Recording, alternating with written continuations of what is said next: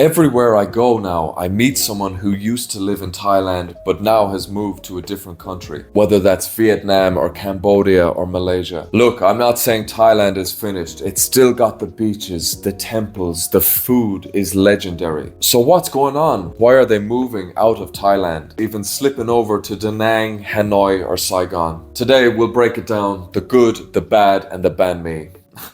Ridiculous. Let's take it back in time. The time when Thailand was the promised land. Like Moses parting the sea, he left Jerusalem and he went to Phuket. The land of the smiles was very chilled out, very easy to stay, accessible for everyone. You'd land in Chiang Mai, get your pad thai, and you were set for life. But over the years, Thailand has become too successful. I know it's hard to believe, but it's become a victim of its own success. Inflation is rampant in the hotspots. Visas are tricky to say the least. And the party islands are just full of crypto bros and TikTok dancers doing the same move over and over again. But the worst thing of all is actually, it feels like the Thai people are tired of foreigners. We have a reputation of going there and behaving badly, and in all honesty, there's a bit of truth to it. How can you blame them? So I would say the golden age of being in Thailand when no one else was there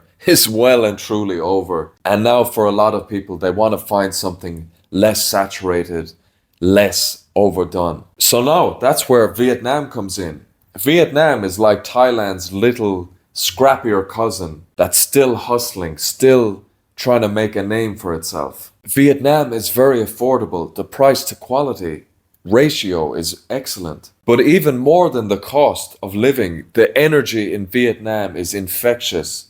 It's addictive to be here. I think you will get a land when you come here. The people are hustling. Everyone's up at 5 a.m. in the morning, opening their stores, already selling their wares or selling a nice, delicious bowl of soup that'll clean and heal your childhood trauma. By the way, if you want to heal your childhood trauma, check out my ebook below because you will laugh at some of the stories. The Vietnamese people are the most hustling people I've ever seen, and they would make Rick Ross envious. Okay, so who's making the move? Well, look, not to generalize, but I would say everyone. Remote workers who are looking for maybe a place that's less saturated but the same infrastructure as Thailand. YouTubers who are looking for nice shots and new places to show. Happy couples who want to raise a family and settle down and have a nice life that's not filled with loneliness and sadness. Don't cry on the camera, man, come on. Okay, and retirees, of course, are looking for a nice chill place to stay and live out their best years. Vietnam is another place where people just come for a holiday and they forget to leave. So yeah, let's break it down head to head. I would say affordability now, Vietnam, you get more bang for your buck. Food, Thailand is edging it in notoriety and flavor. Some of the Thai food is incredible, as we know. But Vietnamese is criminally underrated. You got the French infusion, the frog. I will never stop talking about the frog in the ginger stew and the bread. That's just next level. And as well, Vietnamese suits me now because it's less spicy. So if you don't like spicy food, Vietnamese is better for you than Thailand. In the nature department, Thailand has the famous beaches. Vietnam has great beaches too. And also some Jurassic Park like areas, mountain areas. The weather is cool up there. It reminds me of Jurassic Park, even though I wasn't in that movie. Internet wise, Thailand has some of the best internet in the world, but look, it's been perfect for me here in Vietnam also. And productivity wise, if you really want to, if you have some project you need to do and get done, come to Vietnam because no one here will give you an excuse to be lazy. There's no one messing around here. You have to do the work. The dating scene, look, if you want Western open dating, more casual, Thailand is obviously the place to be. Look, I wish I was a Casanova and say dating was so easy for me in every country. It's not that easy.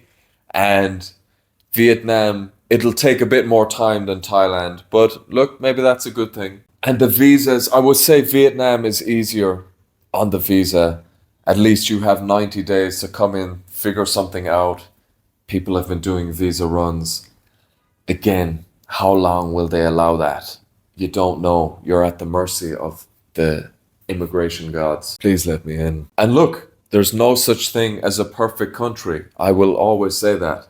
There's just one that suits you. Some people won't like Vietnam. I nearly have a heart attack every time I walk outside and try across the road and go to the bakery. I get beat at by cars that I can't even see. I would say the infrastructure, the transport in particular, is better in Thailand. The BTS train in Bangkok is incredible. It's not in Vietnam, it's not that level yet. And the weather in Vietnam can be a bit more extreme. We've just had a crazy typhoon, especially it hit the north, it hit Hanoi quite hard. Maybe up near Da Nang is actually vulnerable to that. So that was a big one. It can be wet and wetter. But look, here's the thing. When you're moving to Asia or any country for that matter, they're just things. You have to be adaptable. You have to get over those things. And really, the pros outweigh the cons in Vietnam. And look, here's the truth. Expats leaving Thailand, it sounds dramatic. And while it's a bit of a trend, I believe it's more as it's not that Thailand is bad. Thailand has obviously changed, but it's more that people are outgrowing Thailand. Thailand was the starter pack of expat life in Asia. It was the most accessible and probably the best at the time for good reason. But now other countries are accessible. People want to try something different. And I think that's why people are branching out across all of Asia. That's just my take on it. Thailand is not bad by any means. It's still great. Go there if you want to go there. Vietnam is also great. So you can come here too. But if you're like my personality, I like going against the grain a little bit. I don't want to go to Phuket. I don't want to go to Bali or Koh Samui. Places that are already done and found. They're just not that exciting to me, and they're too crowded, and I like a bit of space. So if you're like me, there's places all across Asia, especially in Vietnam, that are still, how do I say it? Not saturated, undersaturated, I would say. So yeah, look, that's it, guys. Hopefully you learned something through my ramblings there. If you're serious about moving to Asia, check out the Move to Asia blueprint. I put everything in it, all my mistakes, everything you need to know about moving to Asia.